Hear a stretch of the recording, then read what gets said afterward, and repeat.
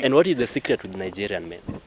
Maybe let me ask. Why are ladies loving so much Nigerian? Have you come across any Nigerian? I've not met any Nigerian man, but from the praises that I hear, they are close to Luo men.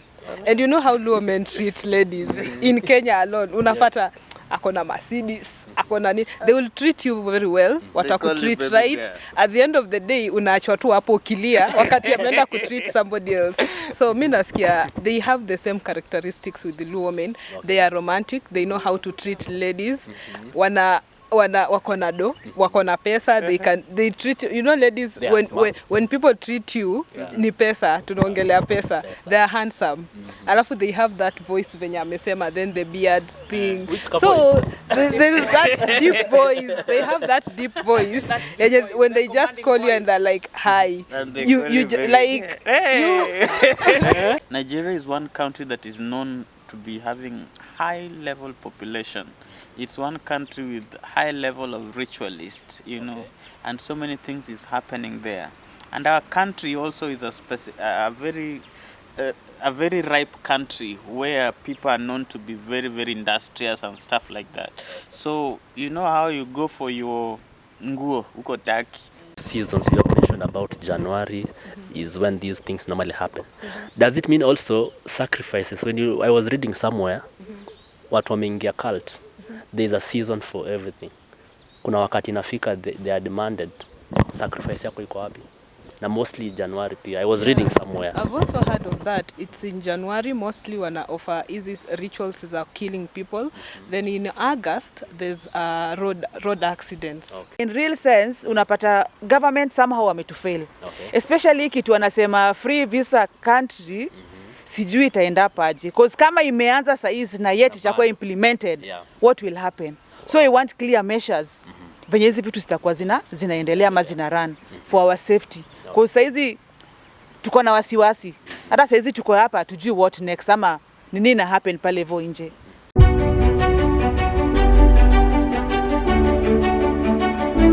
My name is Wilson Kanoga. I'm appealing to you, to public, to people of God, to well-wishers. Currently I'm suffering from bone tumor cancer. It started when I was shot. It developed from chronic osteomyelitis, but because of the delay of treatment, it has escalated. Right now I'm stage 2 bone tumor cancer after being shot. It's affecting me. I'm supposed to be traveling to India as urgent as possible. I'm needed 3.2 million Kenya shillings to go to India for treatment.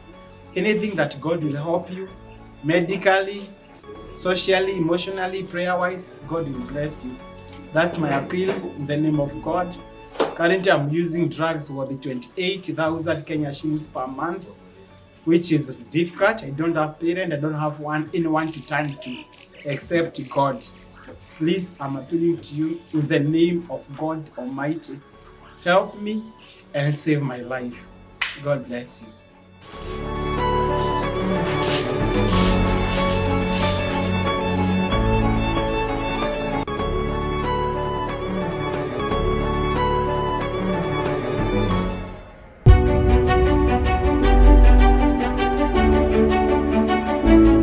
Hello and a very warm welcome to yet another episode of my story. Thank you so much for tuning in. I'm pleased to bring you yet another episode today.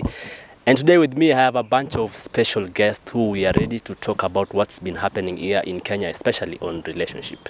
We have had murder cases across the country and there has been a spike in the recent past. So I've invited two amazing guests, two professionals to help me understand what's happening in Kenya, what is the state of Kenya, and especially on relationship.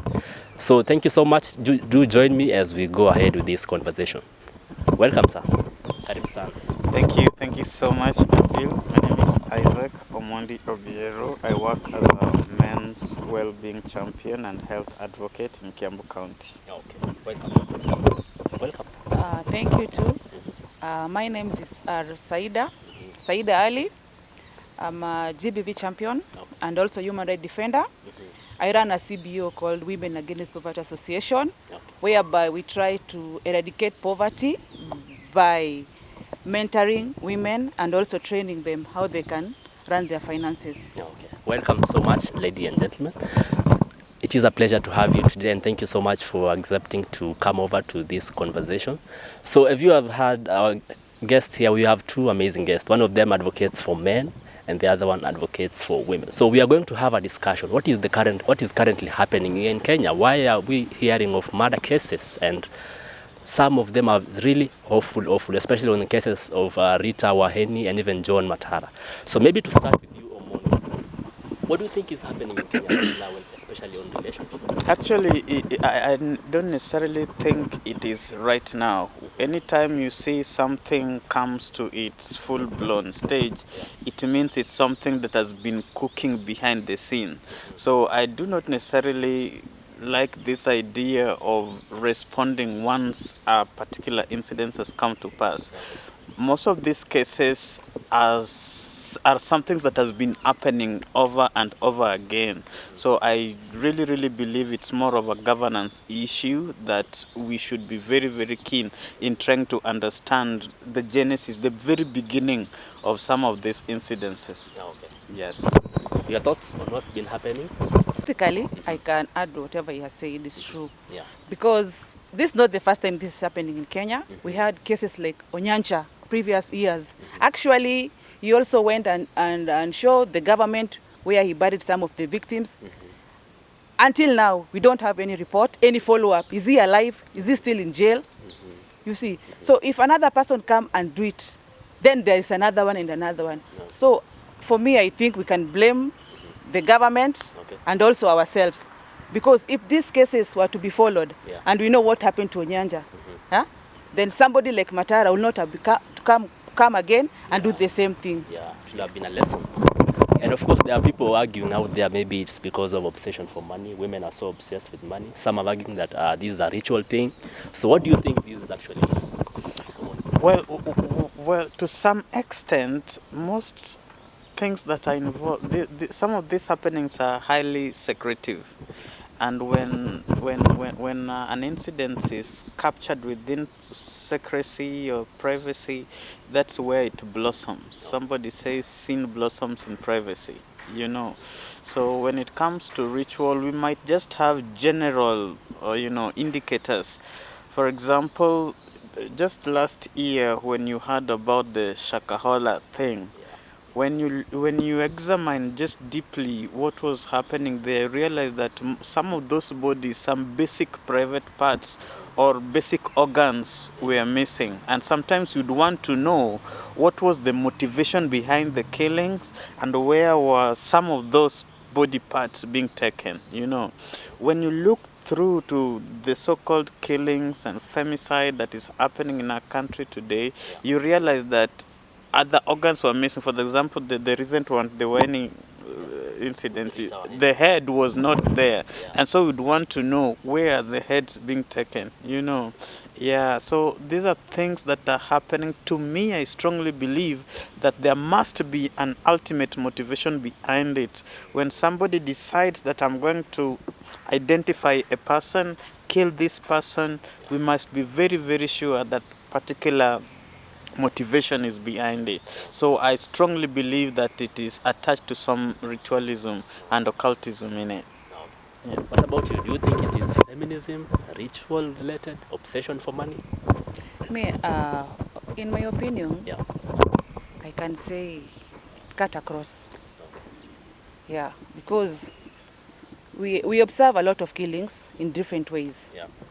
When you kill somebody and you take the private parts, the head, that means it's ritualism.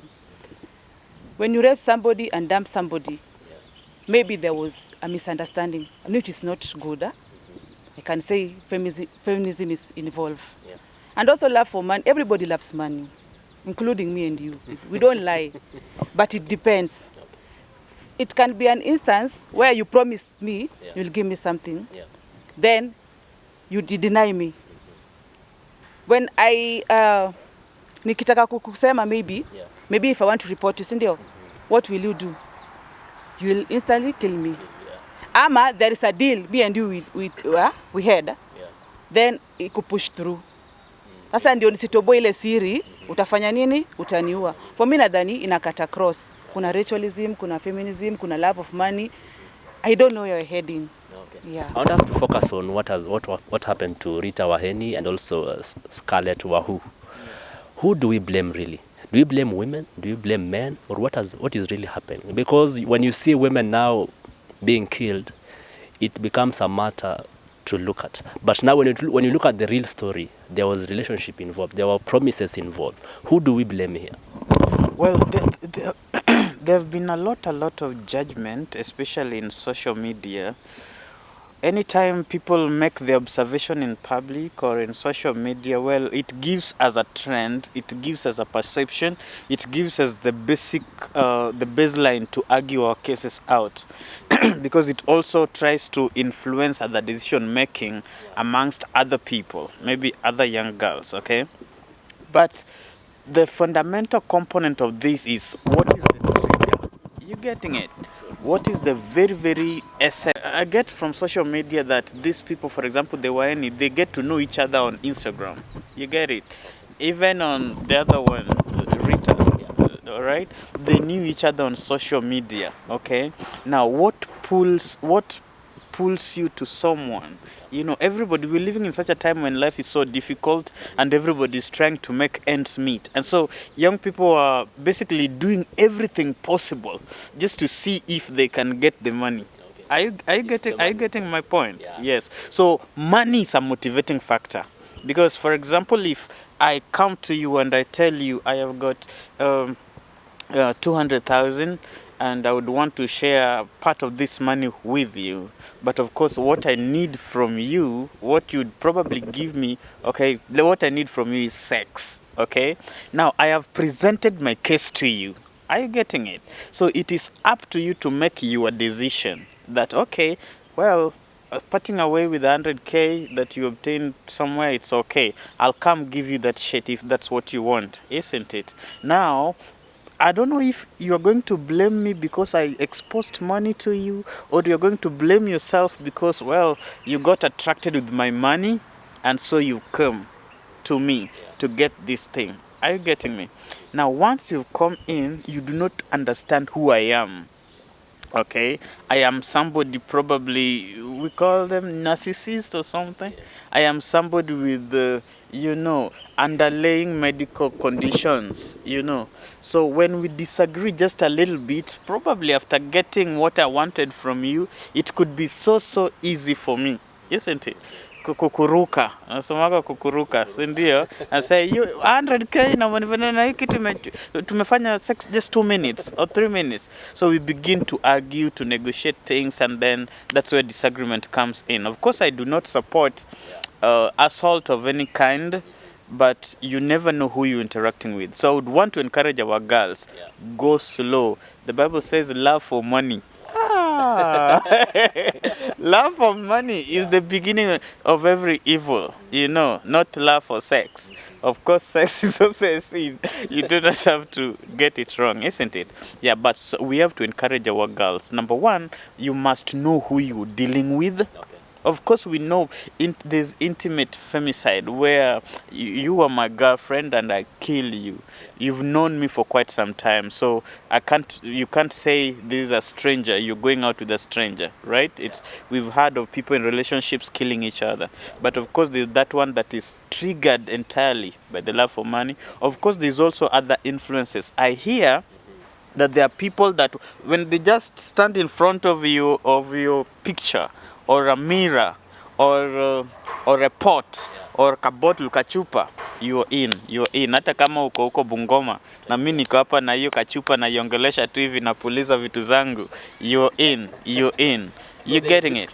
So there's witchcraft involved, there's love for money involved, there's patriarchy involved, there's ritual involved, there's that toxic masculinism where you just force your girl to do what you want, Yes, it's written somewhere that wamama ama wanawake ni viumbe dhaifu, So somehow you might disagree, but it's very easy.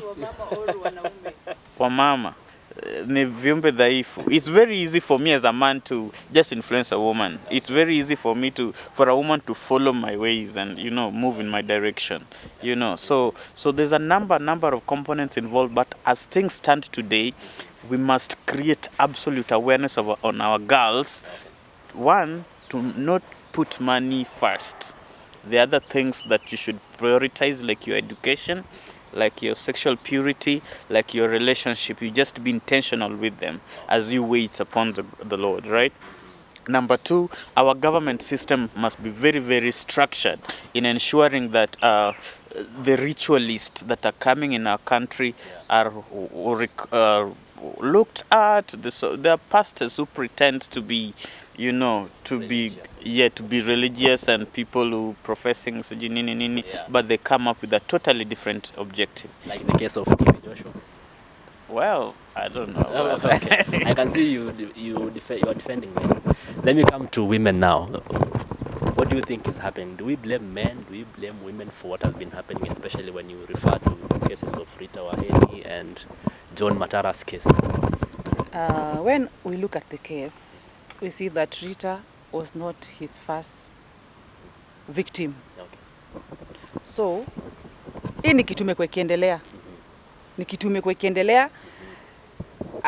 At least, unajua kila kitu na Mungu ukifanya ikosangi mwisho wake. So I think hii ndio ilifanya akakuja akajulikana.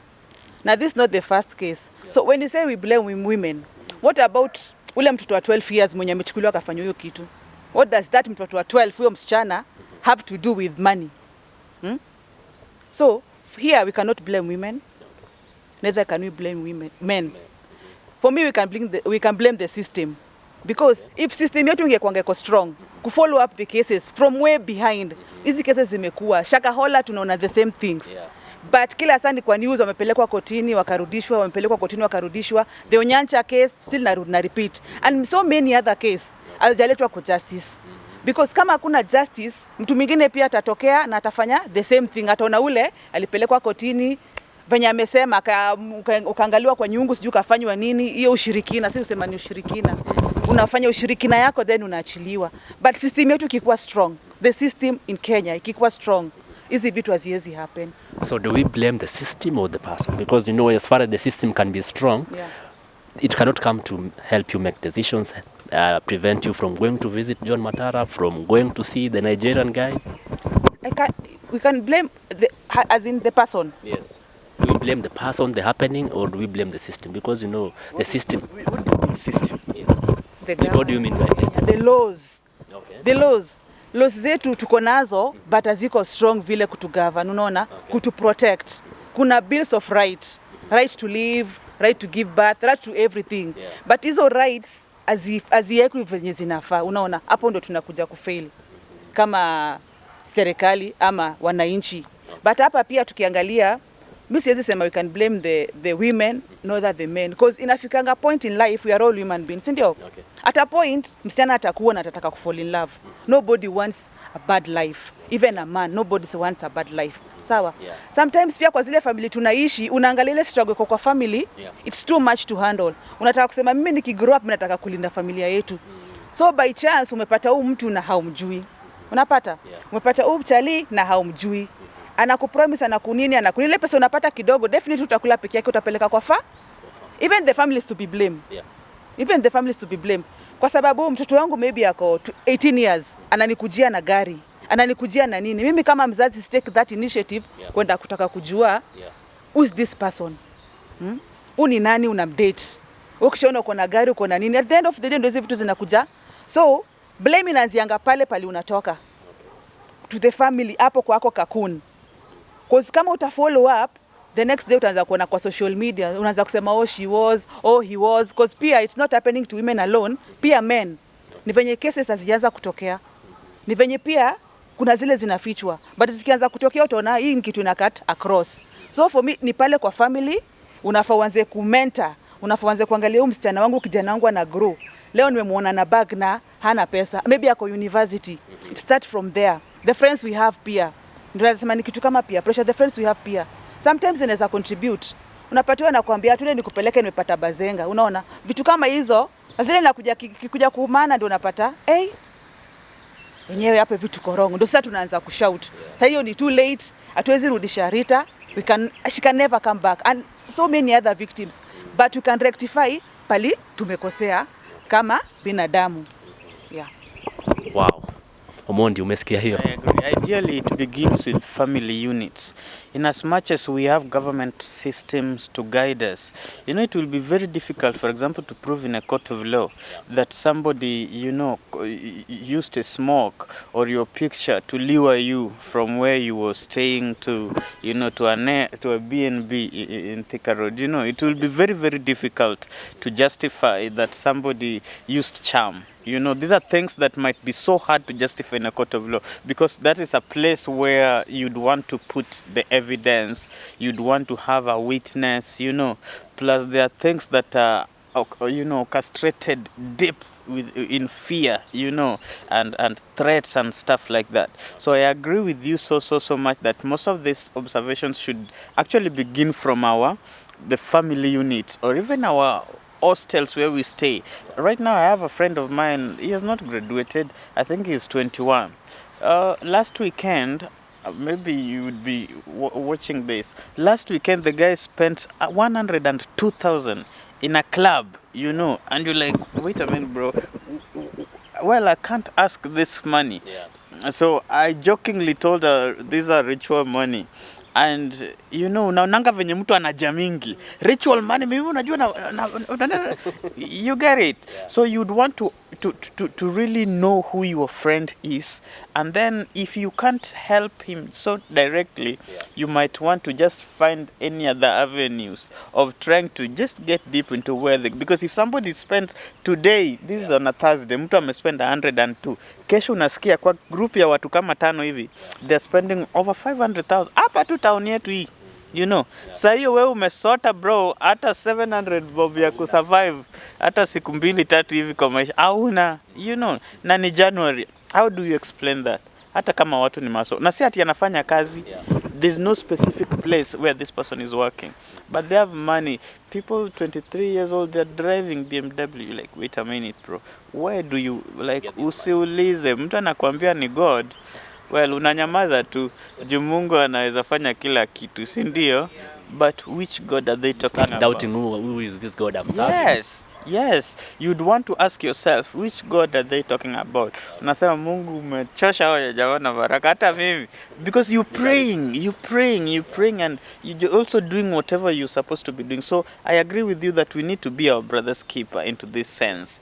In as much as they don't want to have those conversations with you, you just try to develop an avenue. If it's a family unit, you try to understand, msichana wangu huyu amerembeka kila siku, ako na manguo za boutique kila siku, hizi pesa ametoa wapi?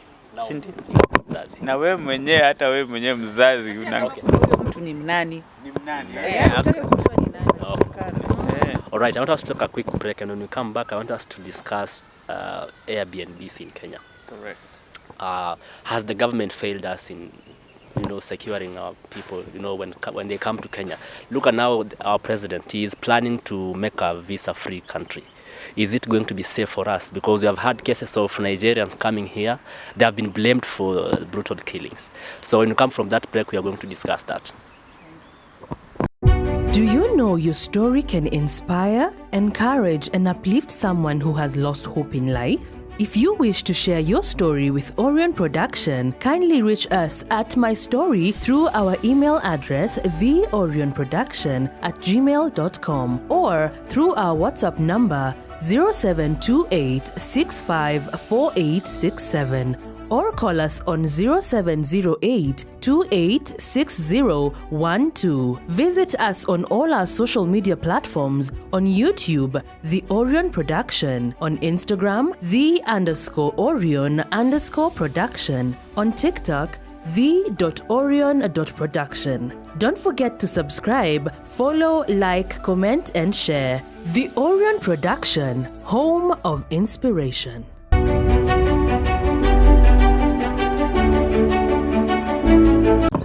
Welcome back from that break. Thank you so much for tuning in. We are still here. The conversation is still on. We are discussing on the matters affecting the youths nowadays and what has been happening here in Kenya, especially the spike of murder cases. When you look at the cases of Rita Waeni, cases of John Matara and Scarlett Wahoo.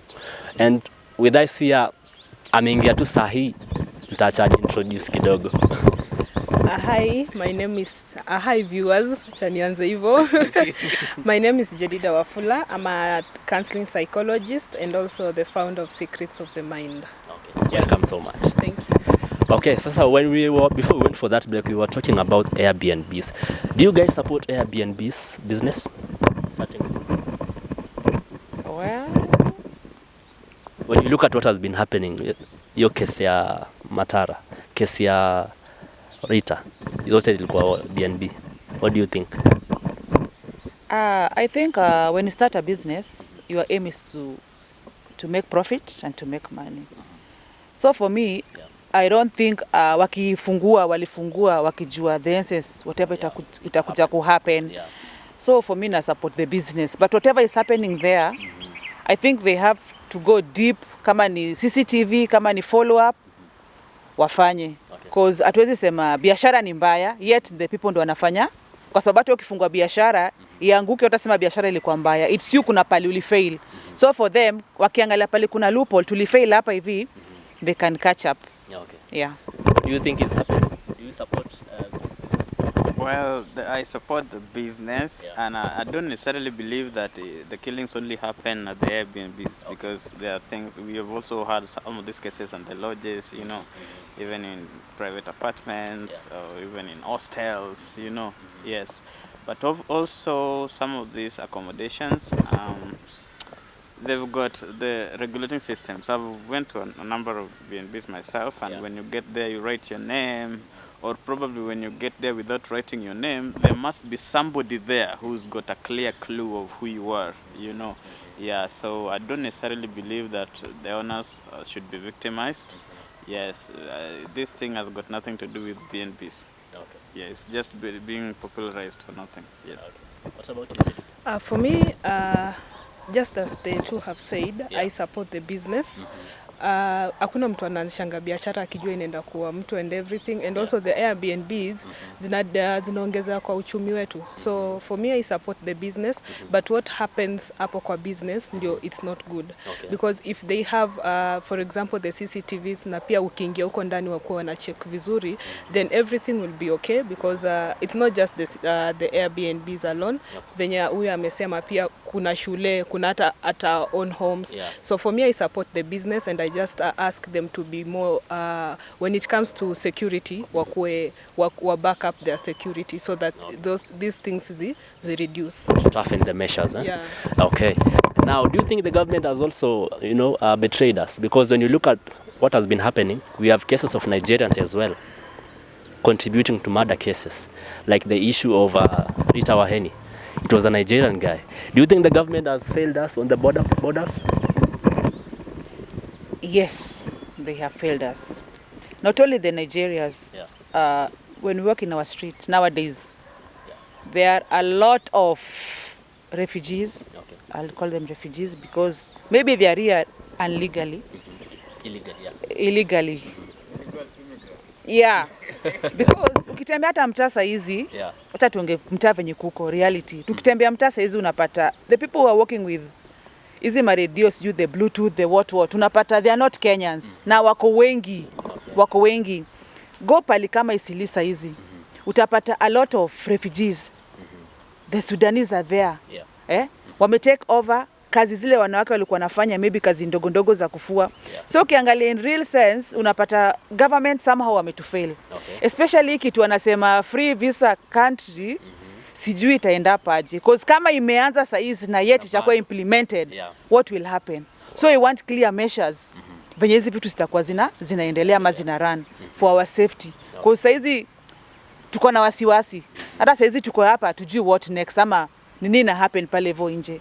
For me pia yangu nalitu pale kwa system. Systems kuna venye inatucheza pia, inatucheza. What about it? What do you think is happening? The government has failed us at large, because not only for the borders, but pia when it comes to the police stations, because after the case of Wahu, wasichana wengi walijitokeza wakisema they've reported this same guy, but there's nothing the police were taking as in kuchukua action kufanya like kwenda investigate your matter. So for me I feel the government has failed us. Waja regulate hiyo nini side ya police, because if wase wangekuwa na report at the first time walikuwa wanaenda kureport, alafu ifanywe investigation, then huyu mtu ashikwe, hatungefika kwa story ya Wahu.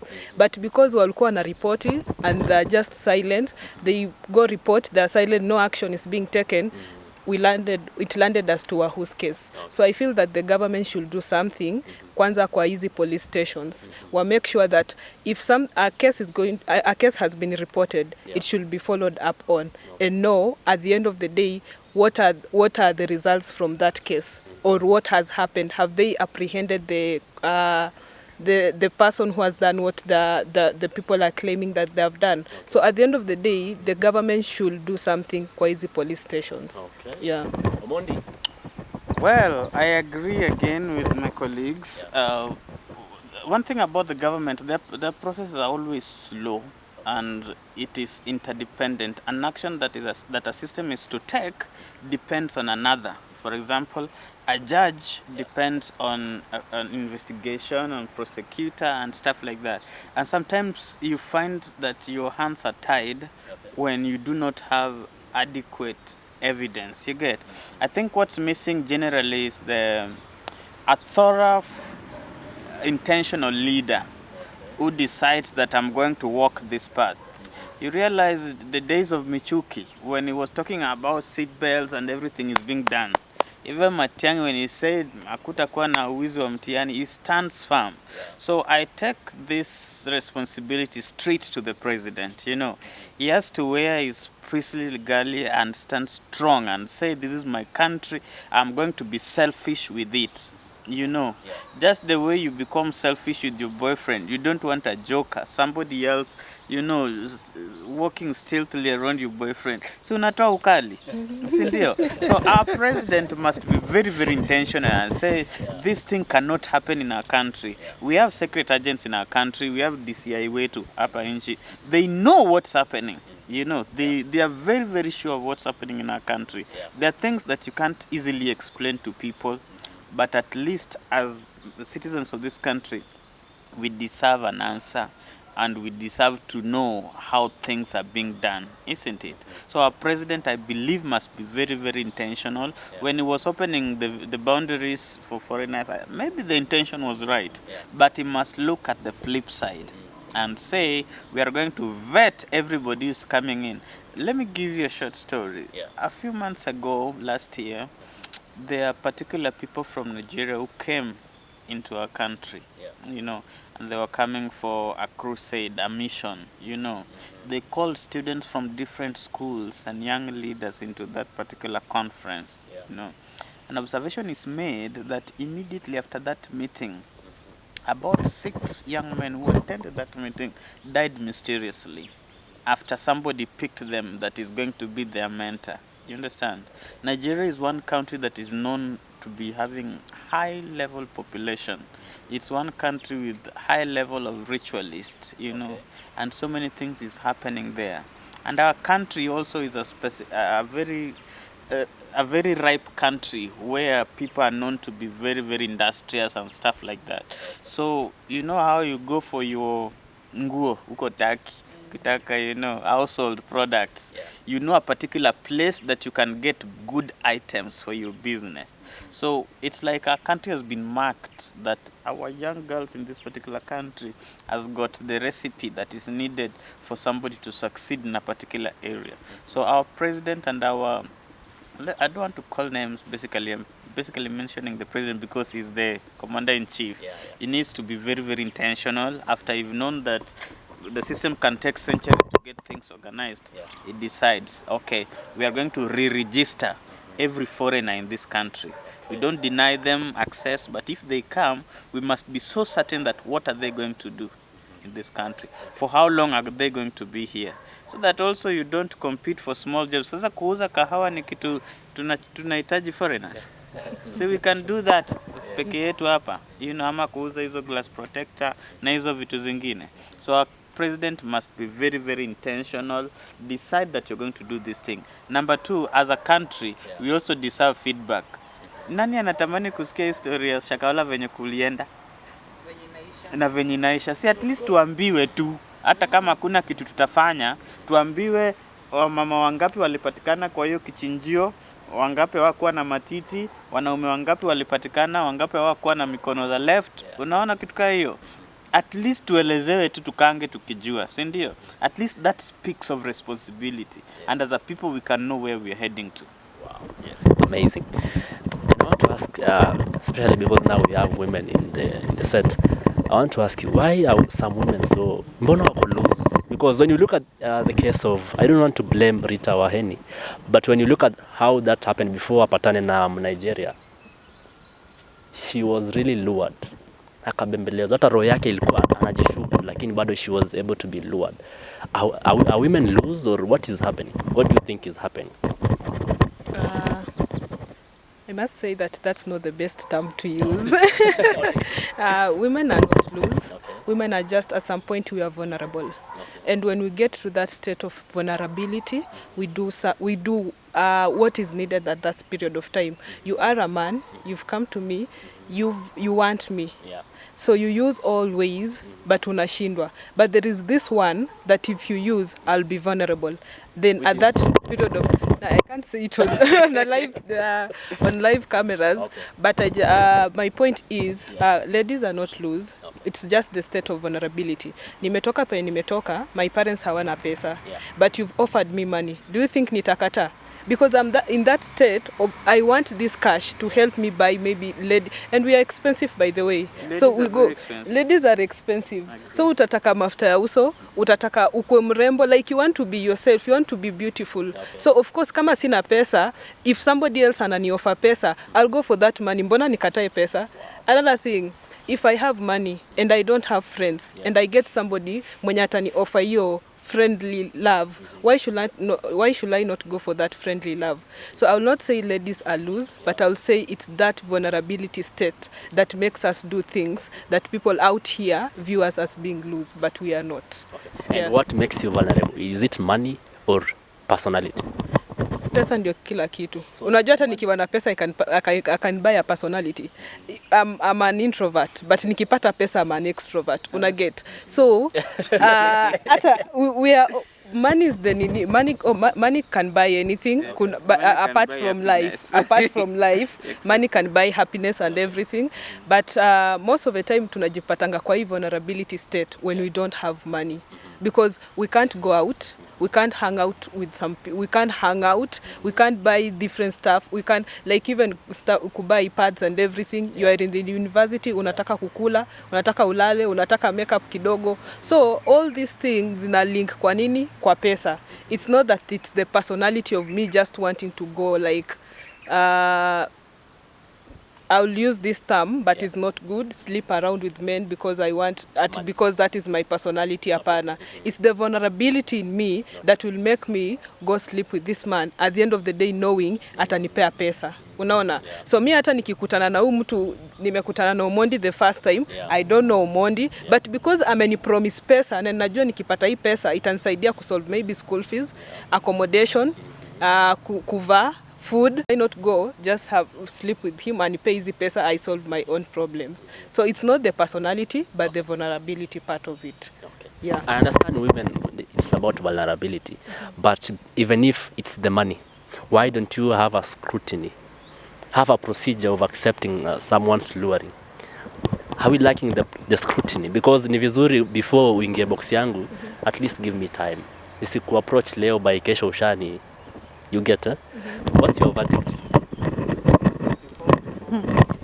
She gets in.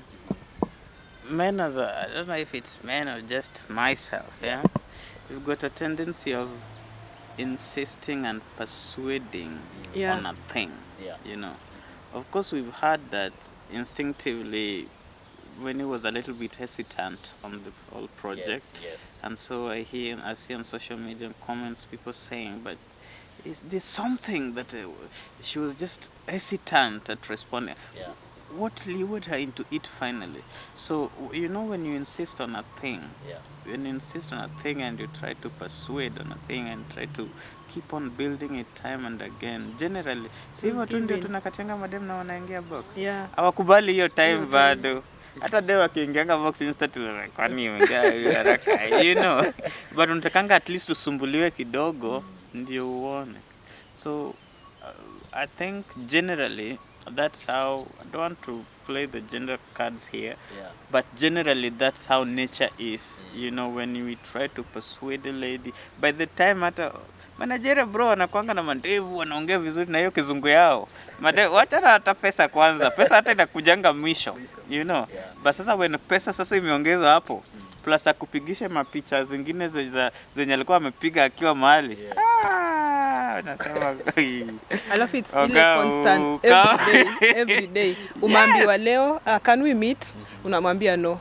Atanyamaza kesho, can we meet? No. At the end of the day, si utaona asi, let me meet this person, ache kunisumbua to meet every time. So it's when you persuade for a long time, because hata ukiangalia akisema alisema nini, ali insist but alikuwa anakataa, but at the end she gave in. Why? Because huyu mtu alikuwa na persist every day, can we meet, can we meet, can we, and that so there is power in persistence, eh? Yeah, Sikuwa najua hiyo.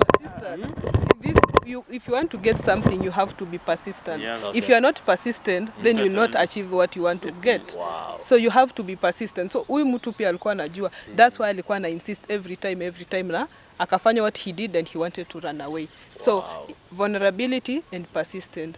We will always give in once you persist. But if you don't persist, tunaachana nayo. So there are women who hata kama hawako idha yako, if you persist, wanaingia box. Most of the time. Or what do you think? Yeah, most of the time cause mtu anasema, wewe anashinda kinisumbua acha ndio nikasikia anasema nini. Kumbe ulikuwa umeshanichorea venye utanifanya. Alafu pia we are emotional, unaona? Okay. Yeah.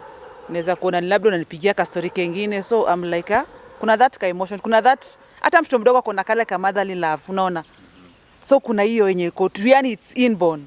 But it doesn't mean that somebody has to take advantage of us. Yeah, we are tired.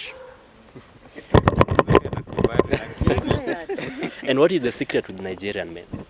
Maybe let me ask. Why are ladies loving so much Nigerian? Have you come across any Nigerian? I've not met any Nigerian man, but from the praises that I hear, they are close to Luo men. And you know how Luo men treat ladies in Kenya alone. Unapata akona Mercedes, akona ni, they will treat you very well, watakutreat right. At the end of the day, unaachwa tu hapo ukilia wakati ameenda kutreat somebody else. So mimi nasikia they have the same characteristics with the Luo men. They are romantic, they know how to treat ladies. Wakona do, wakona pesa, they treat you know ladies when people treat you ni pesa, tunaongelea pesa, they are handsome. Alafu they have that voice venye amesema, then the beard thing. So there's that deep voice. They have that deep voice. When they just call you and they're like hi, you like the reception. Yeah, you just give in. So they are romantic, and for ladies we just need somebody who is romantic, somebody who will listen to us, somebody who will treat us. That is it. That's all. So for me, I've not encountered any Nigerian man. But a woman, yes. Yeah, they are Kenyan Nigerian, yes. So if they say Nigerians are Luos in Kenya, so then why mbona ladies tusiwaende? Why not? Why should we not try them? So there are just a few of them who are bad, but the others are also good. So we should not just focus on the side of Nigerians men are here in Kenya to kill us or to do something. Kuna wenye ni wazuri na kuna wenye wamekuja na hiyo perception ya ritualist. So that there's always the good side of there's always two sides of the coin. Kuna ile mbaya na kuna ile mzuri. Yeah. Have you come across any Nigerian in your years?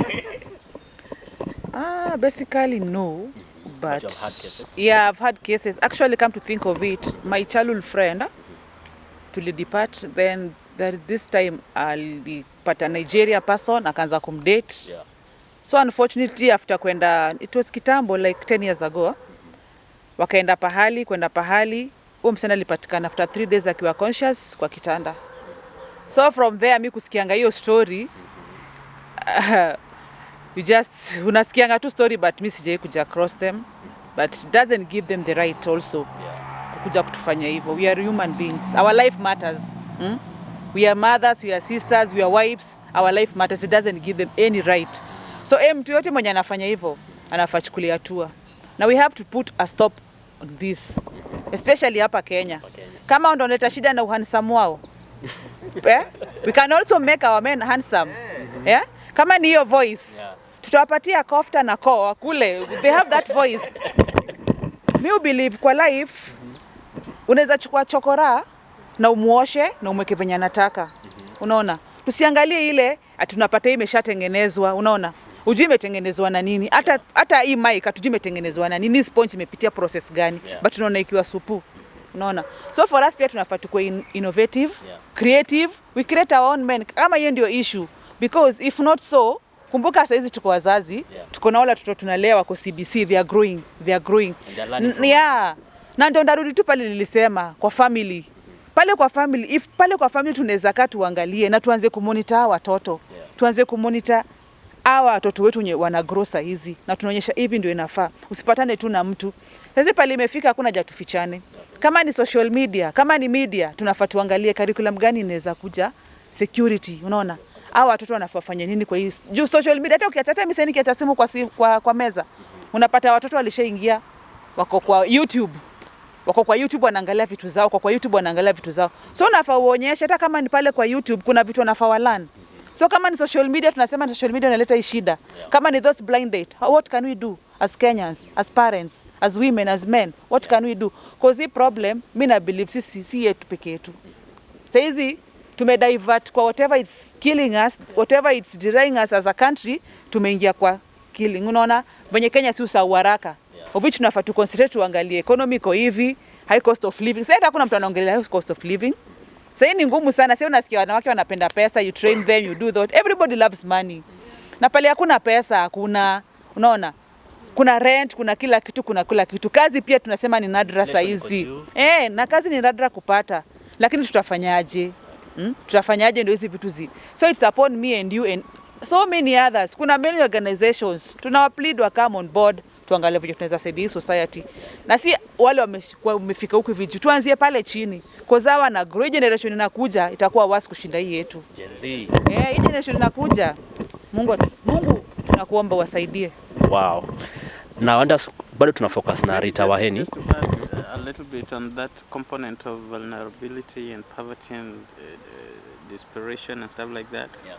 Another thing that is coming up that I observed some times back is what is called human trafficking. Okay. Again, I'll go back to this Nigerian because now this is somebody I've experienced. Okay. They look for somebody, they pretend that they can help you get a job like kazi ya nyumba, kwao or somewhere else, you know. So they lure you with sweet things. Again, last year, I think in August, I went to Nairobi just to do something. So I was in a certain hotel, just having, I think, chai tu ya jioni hivi kidogo. So kanajira fulani, akona ndevu, you know, when you explain, Then kuna wasichana wengine wawili wamekuja and wanatafuta kazi, you know. So amewabaya chipo, amewaeka hapo. So I was just on my phone, just next table. But it now drew my attention, you know. As a human rights person, you may want to take, you grasp everything that's happening around you. So this guy, I don't know, but there's a way you will know somebody who is Cornish, you know. Yes, you'll suspect. So you see how he speaks to these two girls. Okay, so which job can you do? So there's this component of human trafficking that's happening. Anytime we take our vulnerable girls from, let's say, Bungoma or Kisumu and just facilitate their moves and then they travel to Nigeria, you never know when they come back, especially some of these people from poor backgrounds. They do not have systems of communication.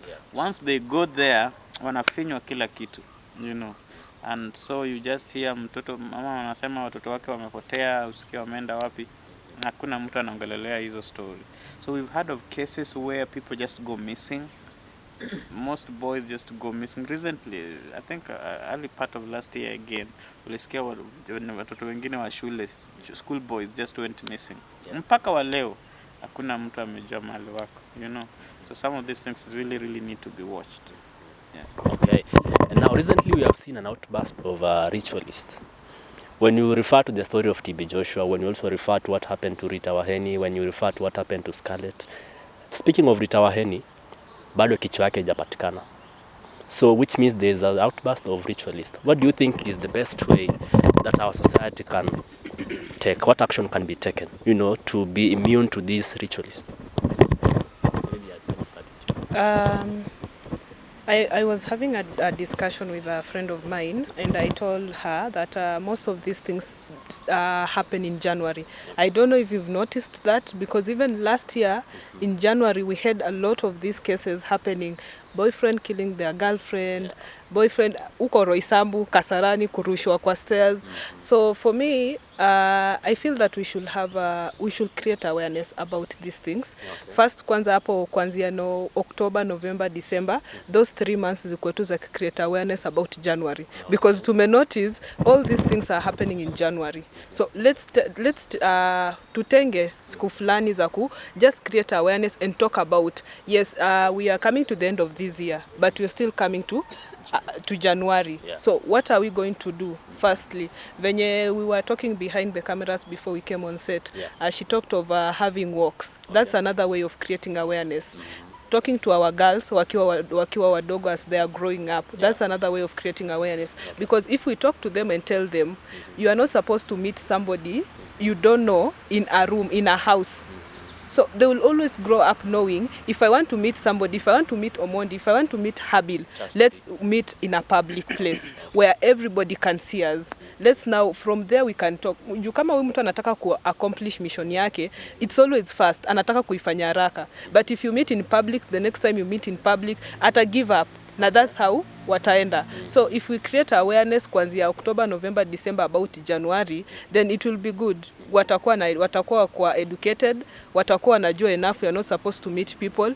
Na pia we are not just supposed to go online and easy online dating and blind dates, pia we educate them about them. So at the end of the day unapata we've tried to minimize all these things zikikuja January, because I think January ni wakati wa njaa ama wakati wenye people don't have money. Okay. So tunaharakisha tupate hizi pesa kwa haraka, and also we get to teach our girls that the right ways of getting money, because the right ways of getting money, hata kama sahi in our country we have issues with employment and something, but there's a way we can get this money in the correct manner than kuharakisha kupata hizi pesa na mwisho we end up dying. Yeah, that is my Speaking of seasons, you have mentioned about January is when these things normally happen. Does it mean also sacrifices? I was reading somewhere, watu wameingia cult, there is a season for everything. Kuna wakati inafika they are demanded, sacrifice yako iko wapi? Na mostly January pia. I was reading somewhere. I've also heard of that. It's in January mostly when offer easy rituals are killing people. Then in August there's road accidents. Okay. Most of the time. So I've also listened to a podcast of that and also read about those two. Okay. January is where people are killed, ladies mostly are killed. Then in August ni accidents. Yeah. What is your experience? I don't know about mambo na ritualism. Okay. But do you believe they exist? Yeah, I do, because the current situation ukiangalia venye killings unaweza pata pia pale kumekuwa na accident na kuna blood iko pale. And me it's always good to pray. For me I think tunasemanga Kenya ufanyanga tuna survive mara nyingi, semanga it's a prayerful nation. Okay. Because unapata mpaka tuko na National Prayers Day, kitu kidogo kifanyika, mvua isiponyesha tunakaa tunaomba. Na si hizi cases zimehappen, sijasikia the religious leaders wakiongelelea. Mimi sijui kama kuna wenye wamesimama wakaongelelea. It's upon them, cause pia hizi vitu zina happen. Na watu wanaweza kuwa shirika wa kanisa yao, but ni familia wenye wanashiriki kwa makanisa yao ama misikiti zao. So for me pia na I think it's a national crisis yenye kama kuna kuangana those prayers day, equal special prayers hizi vitu zijaribu Juu unapata mchawi na maneno ya Mwenyezi Mungu haziingiliani. Mambo ya ushirikina na Mungu hakuna siku zitaambatana hata siku moja. So for me ni kuwaita na sisi wote tujitokeze pia. Tujaribu kufight na hizi. Unajua supernatural powers huwezi pigana nazo. But through prayers you can. So for me I'll urge people we pray. Tuombe sana na pia we be careful. Pia Mwenyezi Mungu sema jisaidie, ndafanya nini? Nitakusaidia. Sasa wewe usikae tu hapo hivyo, mimi nimeshaomba Mungu atanisaidia, alafu umepigiwa simu mambo kuja pali fulani unajipeleka. Unapata? So we also have to be careful. We have to mentor our kids. We have to mentor hata si watoto peke yake. Somebody like me as old as I am. Pia naweza kuwa niko tricked. Kwa sababu ya ile maisha maybe niko nayo, maybe niko na situation tough. Unapata? Na naona yenyewe kama mimi mama, maybe niko single mother, nitafanya aje? Nitaingia tu box, acha tu niende, nitaingia tu box. So for us, before ufanye, think twice. You think twice. And also ukifanya, make sure huyu anajua nimeenda pali fulani. Kama nimeenda that blind date na lazima niende, kuna those details, kuna mtu fulani naenda kumeet. So make sure kuna kwa life hauwezi kosa mtu mwenye una trust, hata kasi familia yako. Kuna that person mwenye una trust. Mwambie mimi naenda pali fulani na kitu hiki happen, at least tunajua pali tunaweza anzia. Yes. So I've picked that for you solution in prayer. Prayer? For you awareness. Yeah, awareness. Me yangu ni prayer. Okay, prayer ni solution. Na the best solution. Na ina depend na faith yako. Yeah, ina depend na faith yako. Then another thing you awareness. Awareness. Yeah. Lazima tukue aware. Lazima tuangalie. Alafu pia unaangalia the kind of friends yenye uko nao. Unaangalia pia the kinds of neighbors wenye tuko nao. Tuko na majirani. Number you can choose your family, your friend, but you can never choose your neighbor. Mimi ndakuja nimekuomba hapa nyumba sijui mtu nakaa naye ni nani. Tunapata hizi kesa zikifanyuko nasikia la kumbe alikuwa anafanyanga hivyo, ndio mtakuja mvunje nyumba yangu mpate niko na nyungu pale, unapata. So for us pia tukue careful. Sasa tuna watoto wana grow, unafaa pia ujue jirani yako anakaaje. Si vizuri kuingilia privacy ya mtu, but at a point jua huyu mtu ako aje. Lazima ukijua. So awareness pia, prayers in fact the best solution. But sasa inategemea, unajua tunaishi kwa dunia yenye kila mtu anaamini Kenya naamini. Na awareness na so hizo vitu zote. Yeah. I just want to request the churches the religious different religions. Unajua mbona the different religions have not taken part in these cases zenye zina happen ladies when ladies are being killed out here. Churches, mostly I'll talk churches because I'm a Christian. Churches ziko zile za huyu alikuwa malaya, akwacha akufe na huko. Unaget? So now these churches are not impressing the ladies. Vitu kama hizi ziki happen, they just call you for guiding and counseling session where they will start talking bad about the person who died. Unaona wewe venye alikuwa anatembea, unaona at the end amekufa, unataka kukua kama huyo. So at the end of the day, churches badala ya kuimpress alafu watufunze vizuri, wanaanza kuonyesha na kupoint vidole, huyu ndiye alifanya kitu fulani, msikue kama huyu. At the end of the kama fault ni yake. At the end of the day unapata fault si yake. Anaweza kuwa alikuwa ana go through some things in life yenye ali need that money ndio akaendea what your decision I'll make. So at the end of the day I just want to encourage churches, mmenyamaza sana, and the reason ya kunyamaza sana it's because you think these ladies when you die they were prostitutes. So you don't want to talk that in your churches because of your moral values, of which by you not talking about it in churches, mnaharibu bado wenye sisi wenye tumebaki, because at the end of the day ukisema usikue kama wewe msichana, si mimi hivyo ndio nimeacha kuja church because I know once I will do something wrong mimi nitakuwa example kwa wengine wakifunzwa. So hata churches pia let them impress the ladies and give us the best teaching. Alafu tell us the truth.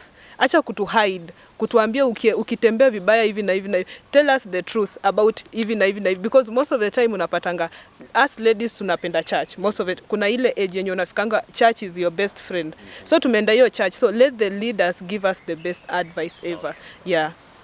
Mondi. Yes. You ever noticed that most of the victims are in universities and in churches, and there's something I just wanted to connect with this, the thing that it's a term you all understand, nyota. Unajua nyota. Now, what usually happens is that everybody, most young people are influenced. They've got that peer influence, you know.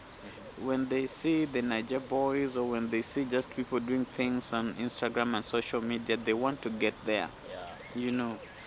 So they do everything possible to get there. Now, when you get into that spectrum, you get to ask yourself, what do I want? Okay? You started by mentioning TB Joshua. I recently saw something on Facebook. Mtu jamaa mwingine akiwekwa kwa chungu anapikwa, you know, anawekwa viungo so that he becomes faithful in the house, you know. I'm a Christian, and the Bible says that you will know them by the truth, the fruits that they bear, you know. Some of these things are so difficult to explain because they are spiritual. Anything spiritual is more of your belief system. You might not necessarily want to get it explained to you or you taught from school. You just catch them by instinct and stuff like that.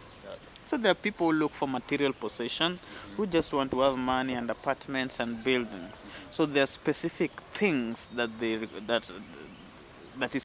There are people who just want influence. You know, akisimama kwa crowd hivi, watu tu wanalia wakirusha mkono hivi. Unaona, ako ka influence. Even footballers, trust you me. There's a certain footballer, I want to mention his name, but he was accused of, you know, ritualism so that he can perform in the field and score goals and do things like that. So our boys and our people today has got a lot of pressure to succeed. Like I was saying in the beginning, right now young people are doing anything to make them relevant. You know, at the end of the day, they know we've got a short lifespan and we're going to die. We only live So once. so enjoy mapema. You're getting my whole point, isn't it?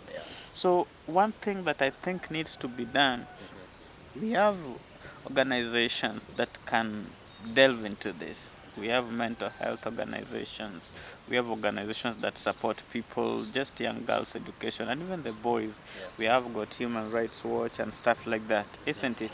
We must be able to incorporate some of this cultural and spiritual component into our awareness, just like you were saying, and sensitization, you know. Also, I agree with it. It makes sense that usually the beginning of the year, you see, we renew contracts. Sindio? Hata data ikiisha unajaza ingine, you know.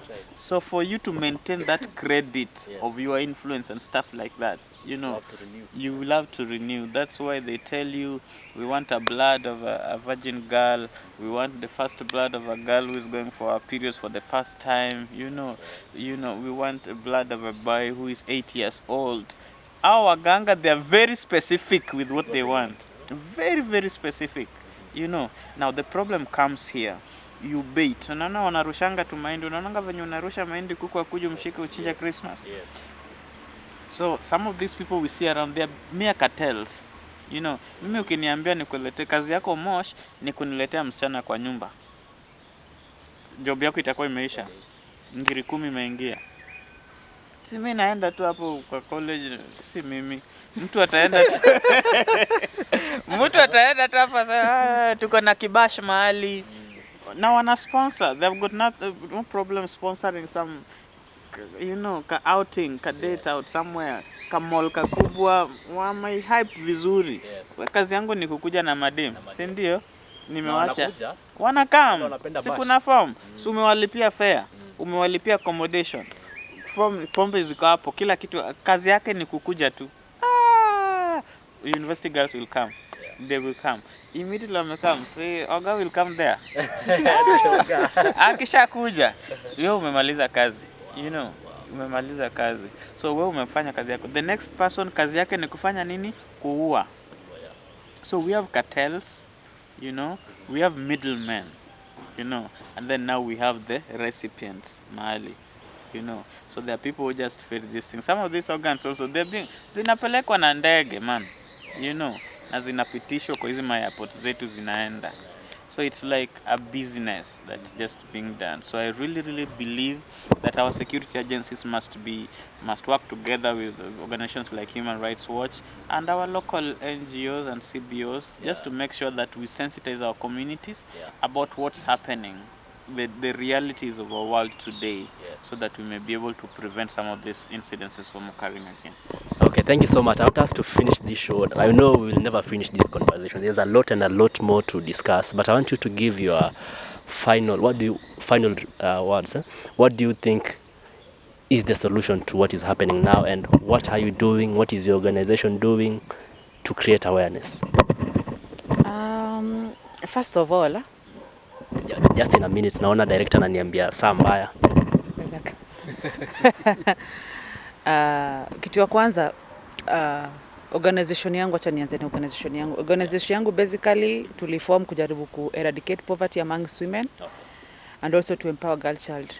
Na since issue inakata across women and wasichana pia wadogo, hata poverty na those everything, si kenye tunafanya saizi. Actually kuna work ina organized, so anytime easy works zina organized, people should volunteer and come on board. But challenge inakuanga to get the fund. So kama kuna any organization is support whatever you are doing at the grassroots level, they come on board to support, because unapata hizi vitu zinafanyika mashinani. Hawa wenye wamefanyikana na hivi unapata ni high class people, ndio maana imejulikana. What about ule mama ako pale Madhari ama pale Dandora, ako pale dam site na kitu kai ilimhapenia na story yake itakuwa ja covered. So it's for us sisi tuko grassroots, tuone venye tutaweza support by kuwa mentor, kuongelesha, kufanya all those things. Alafu solution pia, nadhani solution pia the government inafaa tuambie ifanye follow up. Kama those cases zilikuwa reported na hakuna action ilifanyika, Onyancha tujue kama ako free ama is there ama we don't know anything. At least kwa inaletwanga tunajuanga huyu walifollow up ikafika hapa ndio mwisho. Tunajua kuna ile aftermath. But ikikuja tu kiacho hivyo hanging, utapata mwingine atajitokeza atasema in 2-3 years time daka jail na ndaachiliwa. The same story itakuwa ikihappen. I think inaweza saidia sana. Okay, thank you so much. Your final remarks? My final remarks is creating awareness. I will urge the public to create awareness, and as we empower the girl child, let us not forget about our boy child, because we are empowering one side to nurture the other side, and my organization is more of mental health. Easy cases happen of a guy killing the girlfriend or a girlfriend stabbing the boyfriend. It's more of mental issues. So if you come together and also encourage the government, we release funds to the mental health facilities to carry out these activities, because unapata mental health is a baby, bado kila mtu hajaijua. So at the end of the day unapata boyfriend ameua mtu, wanasema hii na hii, he's arrested not knowing what nini limfanya atafanya hiyo kitendo alifanya. So let's first create awareness. Secondly, let's be aware of our mental health. I encourage people, mental health well-being is very important. And the third thing is, as we teach our girls, let's also teach our boys. Because if we teach our girls and we forget our boys, the same things will continue happening over and over again. So as we educate the girls, we educate the boys, so that we are on the same level. Massive education. Massive education. Yeah, myself, I'm the CEO of Jamii Health, where we work with communities to support adolescent boys and young men on matters of their health and on matters of the mental health and human rights and stuff like that, through the support of ICW in Kiambu County. I strongly believe that the more thing we need to do is to be our brother's keeper, just where you are. Once the light has been shed on you and you know the right thing that's supposed to be done, just be your brother's keeper, be the watch of that person who is very, very close to you, and we'll be able to prevent some of these cases. Okay. Thank you so much. I think up to this juncture, there's no much I can add. There's no much I want to add, because I will ruin whatever that you guys have already said. Thank you so much for coming. Thank you so much for your contribution. I believe what you have said is going to inspire someone outside there, and someone is going to change his or her behavior, especially university students. When the deal is too good, think twice. All right, we have come to the end of the show today. Thank you so much for tuning in. Make sure you subscribe. If you haven't subscribed to our channel, make sure that you are keeping safe as well. Make sure you protect your loved ones so that we don't hear such cases once again. Thank you so much. See you again soon.